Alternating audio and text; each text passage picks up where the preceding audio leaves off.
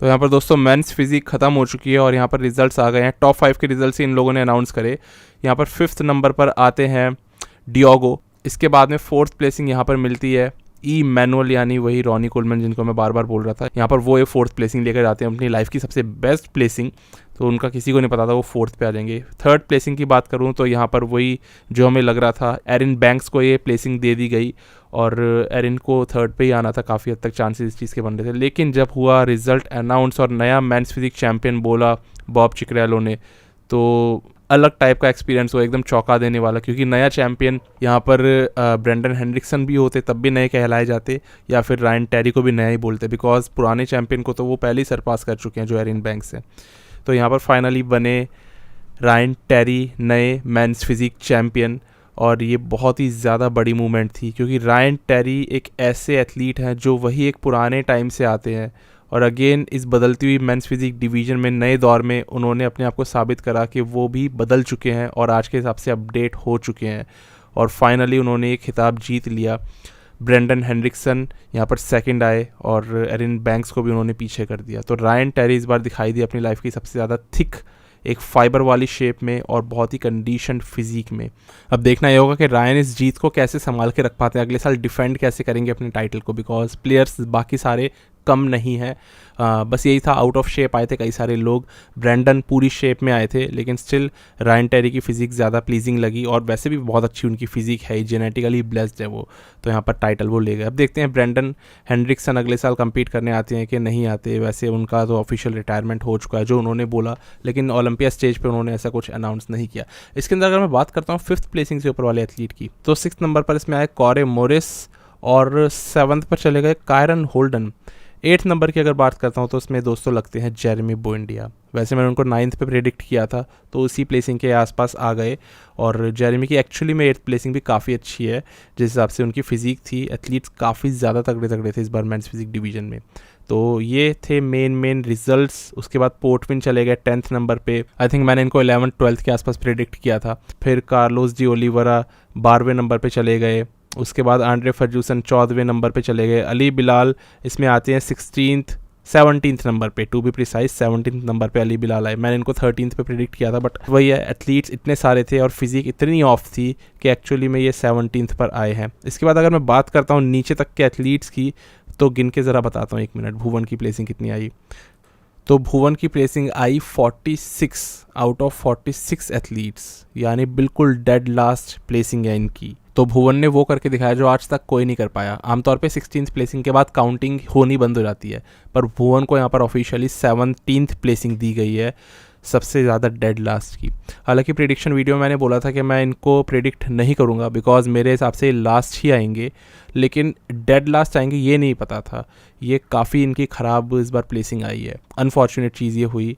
बाकी देखते हैं इस बार ये जो आने वाला है अभी शेरू क्लासिक, मतलब जो प्रो शो आएगा अपना मुंबई वाला, तो इसमें किस तरीके से जीतते हैं या फिर किस तरीके से फर्स्ट आते हैं। देखते हैं फर्स्ट आएंगे या फिर अब दूसरे एथलीट्स को यहाँ पर चांस मिलेगा। मुझे लग रहा है इस बार दूसरे एथलीट्स को चांस मिलेगा। अली बिलाल आ रहे हैं, आई थिंक इमरान खान भी आ ही रहे हैं। मुझे कंफर्म नहीं है इनका, मुझे आप ही बताना, क्योंकि मैं अभी अपडेटेड नहीं हूँ शेरू क्लासिक की लिस्ट से, ऑफिशियल लिस्ट से। मुझे लगता है इस बार भुवन को शायद नहीं जिताएंगे ये लोग। बाकी देखते हैं क्या होता है। तो दोस्तों ये थे मेंस फिजिक के रिजल्ट्स। इसके अंदर अगर मैं आपको प्राइज़ मनी की बात बताऊं तो वो आ गई है, और प्राइज़ मनी यहाँ पर रायन टेरी को मिले $50,000। सेकंड प्लेस पर आया ब्रेंडन हेनरिक्सन को $20,000 मिलते हैं। Third placing Erin Banks $12,000। Fourth placing पे एम्यूल हंटर $7,000 और फिफ्थ प्लेसिंग पे डियोगो $6,000। तो इतना ही प्राइज़ मनी हमेशा मिलता है, लेकिन इस बार रायन टेरी को अच्छा प्राइज़ मनी मिल गया $50,000। थोड़ा सा इन्होंने इंक्रीमेंट करा है प्राइज़ मनी के अंदर में। इसके बाद अगर हम बात करें क्लासिक फिजिक रिजल्ट्स की, तो यहाँ पर सीबम ने फाइनली 5वां टाइटल अपना जीत लिया, सब लोगों को हरा दिया, और ऐसा ही कुछ लग भी रहा था। लेकिन एक बारी को डाउट आ रहा था कि कहीं रेमॉन इनको ना हरा दें और नए विनर ना बन जाए, क्योंकि रेमॉन काफ़ी इनके पास आ चुके थे, इम्प्रूवमेंट थी रेमॉन के अंदर में। सीबम के अंदर में वही लैट्स थोड़े से उनके छोटे लग रहे थे, लेकिन ओवरऑल फिर भी सीबम ही है। मैंने बोल ही दिया था, मैंने कहा यार ये फिजिक तो अभी भी डोमिनेट कर रही है, तो उनको तो जीतना चाहिए ही था, इसलिए 5वां टाइटल इन्होंने फाइनली जीता। और अब तो मुझे लग रहा है सीबम ना एक तरह से Harry Potter of body building बन गए हैं। जिस तरीके से मतलब उस कैरेक्टर को एक प्यार दिया जाता था ना, अभी सीबम को भी लोग उसी तरीके से वन साइडेड फेवर दे रहे हैं, प्यार दे रहे हैं।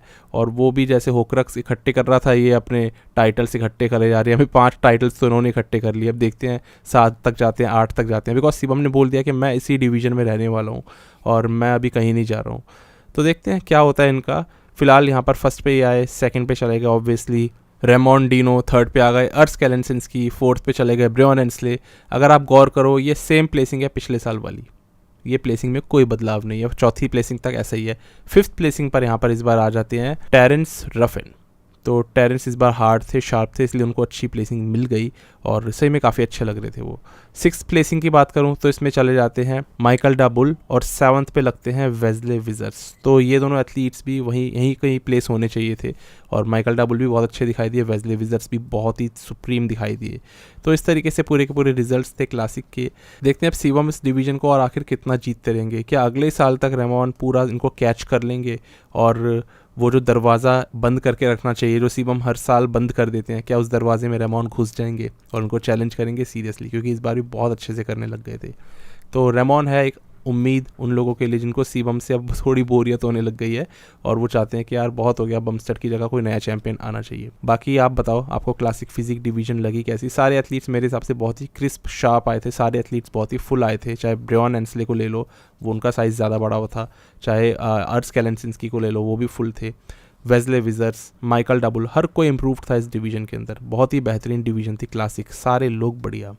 तो दोस्तों यही था पूरा का पूरा रैप अप क्लासिक डिवीज़न का, मेंस फिजिक डिवीज़न का। अभी के लिए यही था सब कुछ, मैंने आज सब कुछ ही कवर कर दिया अच्छे तरीके से। इसके बाद मिलते हैं सब नई वीडियोस और आगे की मैं प्लान करूँगा इसी ओलंपियाड से रिलेटेड, हार्डी शूपन के इस बिहेवियर के ऊपर कि क्यों वो सेकंड आए, क्या वो फर्स्ट आ सकते थे।